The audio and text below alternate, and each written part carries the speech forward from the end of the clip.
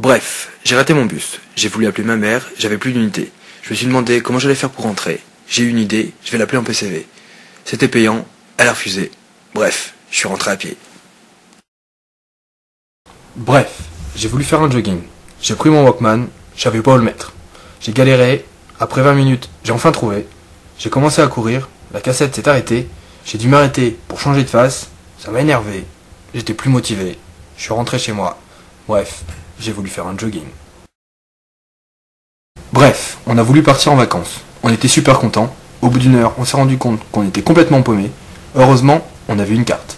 Personne ne savait où on était. On s'est engueulé. On savait toujours pas où on allait.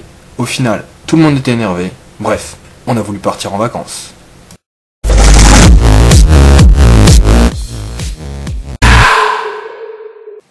Bref, ça, c'était avant. Si nous comparons la technologie d'aujourd'hui avec celle d'il y a 20 ans, nous constaterons bien vite qu'elle a pris de l'ampleur. En passant par les modes de transport, téléphones portables, les smartphones, les GPS, les iPods, l'arrivée d'Internet, les nouveaux outils de communication ou encore les réseaux sociaux, la technologie a littéralement changé nos habitudes de vie et de consommation. Notre vie en est facilitée, nous pouvons voyager de manière plus rapide, plus sûre. On peut aujourd'hui parcourir des centaines de kilomètres en à peine quelques heures.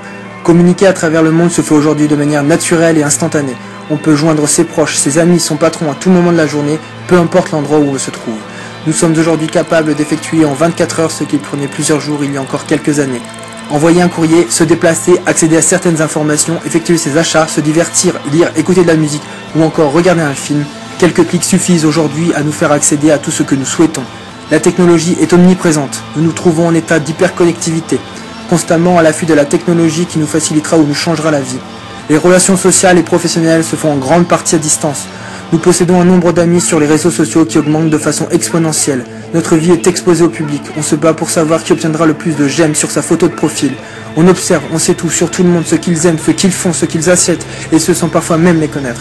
Notre vie tourne autour des technologies qui nous entourent. Téléphone sans cesse en main, on s'isole, se confine dans un monde virtuel et numérique. La technologie, elle n'est ni bonne ni mauvaise. Elle ne fait ni le bien ni le mal. C'est la manière dont nous nous engageons avec elle qui la rend positive ou négative. La technologie améliore notre vie, la facilite, mais change également nos comportements et notre attitude.